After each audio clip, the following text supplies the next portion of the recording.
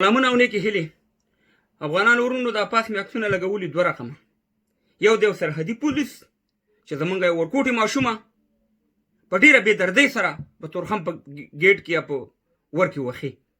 او دا بل طرف ته مې د یو بېضمیر ګل خان چې بله ورځ زمونږ یو 19 کلنه ماشوم چې اوبو راوړی و ښکته وطن ته اول ته یې د قبر ورته کنیستی و او دې هغه پرې نه ښودو چې دلته یې ښخ کړي هغه یې بېرته افغانستان ته ولېږلو نو په دې دواړو سره خبرې کوم اول دا ویډیو وګورئ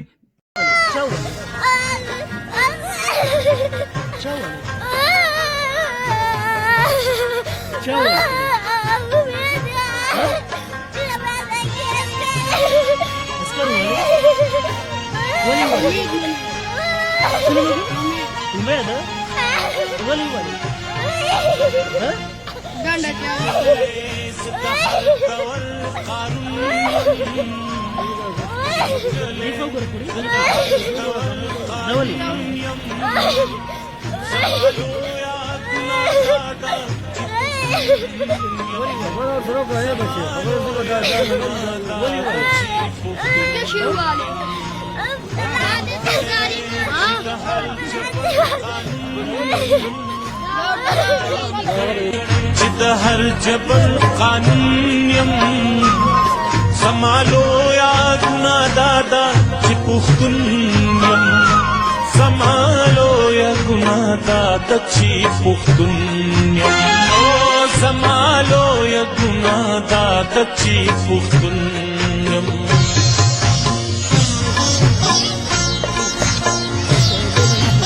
بیا به سره خبرې کوو هم که ته افغانان ورونو دی به ځان ته وایي چې زه افغان یم دی به ځان ته وایي چې زه مسلمان یم دی به ځان ته دا وایي چې زه پښتون یم نالت یې په تا ستاسې په صورتونو وانیشي او بې حیاو او کمسلو تاسې ته دا معلومات شته دا معلومات لرئ چې دا ویډیو چې ده دا ویډیو دا ټوله دنیا ګوري موږ په اسرائیلو باندې نالت وي چې اسرائیلو په تاسې دې نالت وي چې تاسې د فلسطینیانو ماشومان وښئ او ټکوئ او بېعزته کوئ ستا او د اسرائیلي ماته څه فرق دی خو دا ویډیو خو اسرائیلیان هم ګوري ټوله دنیا ګوري دا خو یوازې دغلته په تورخم کې محدود کېږي نه همدغه اسرائیلیان به خلکو ته وایي چې دا وګوره دا افغانان دي دا مسلمانان دي دا پښتانه دي خپل ماشومان وښي دلته راځي وروره زموږ په خلاف باندې مظاهرې کوي چې تاسې فلسطینیانو سره ظلم کوئ او خدای هم تباه و برباد که تاسې خو د اسلام نوم هم شرموئ تاسې خو د افغانیت نوم شرموئ تاسې خو د پښتو نوم هم شرموئ یو خبره مې یاد ساتئ اول یو سرحدي پولیسو زه د حکومت ملاتړی سړی یم خو چې ظلم کوي د هر چا خلاف یم په لا اله کې رانه تاسې دلته په دې تورخم کې رانه وظیفه اجرا کوئ ما ته معلومات دی چې تاسې په کوم شپاړسونو راغلي یاستئ زه به د والي صاحب سره هم خبره کوم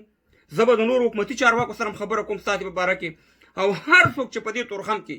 زمونږ خویندو میندو ځوانانو سپین ږیرو سره ظلم کوي زه ولسه تاسو ته هم تاسې ویډیوګانې ډکوئ ما ته یې رالېږئ تاسې څه خلاص اوسئ ځکه داسې بې ضمیره چې هم ځان شرمي هم قام شرمي موږ هېڅکله په وظیفه کې نه پرېږدو نعنت دې وي په تا تربیه وانې ته د کور ماشومان نه لري ته کور کې ته خپل خپلوان نه لري ته بچیان نه لري دومره وحشي شوي چې ته یو ورکوټې ماشومه چې هغه داسې سلګی وي چې سړي زړه پړق وي او تا هغه رانیسي او دغه څپېړې او دغه دې ورته نیولي دي څه جرم یې کړی دی ته که د نر بچی ته یو زورواکي یې داسې راونیسه د زورواکي موټر مخې ته راشه چې تا باندې د پاسه دا موټر خېجئ که نه خېجئ او دا بل طرف ته مې دا بې ضمیره ګل خان چې دی ځان ته ډاکټر وي اول خو دې د ځان علاج وکړه دا ګل خانه دا زیړ مخ دې نیولی دی چې ته ځان ته ډاکټر هم وې چې د 11 کالو ماشومه هغه 11 کالو ماشومه او که ماشوم ما ته معلومات نشته چې هغه د افغانستان نه اوبه راوړي او په ښکته وطن ته او هلته ورته قبر کني او تا هغه نه پرېږدي تا نه اسرائیلی ښه دی بې ضمیره ګل خانه ته دې اول د خپل ته ځان ته ډاکټر وې اول د خپل زیړ مخ علاج وکړه ته بیا ډاکټري کوه د آیسا ایجنټه تا نه یهود نسواره هندوان سیکان د دنیا هر یو دغه تا نه بهتر دي ځکه چې تاسې کې نه غیرت شته تاسې کې نه پښتو شته که ته چې ته ډاکټر وې تا پکې به لږ انسانیت وې په کوم شریعت سره په کوم دغه باندې چې یو پلار یو جرم کړی و د هغې په دغه کې بیا ته 11 کلن ماشوم قبر ته نه پرېږدي داسې کار خو والله کې یهود نسواره هم وکړي نالت ته وي په تاسې ګلخانانو بې غیرت وانې نالت ته وي په تاسې آیسا چې 20,000 کاله تاسې آیسا ته ایجنټي وکړئ تاسې بیا به هم نوکرانه سئ او تاسې بیا به هم غلامانه سئ والله کې آزاد شئ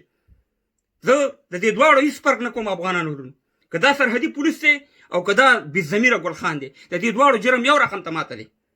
افغانان ورونو تاسو هر رقم مشکل چې وي په تورخم کې بالکل موږ ته ویډیو را لېږلی شئ ان شاء الله زه حکومت سره خبرې کوم او والي صاحب سره یا نور د چارواکو سره او د دې سرحدي پولیس به ان شاء الله چې غم وکړي ولاکې رانه وظیفه اجرا کوي دلته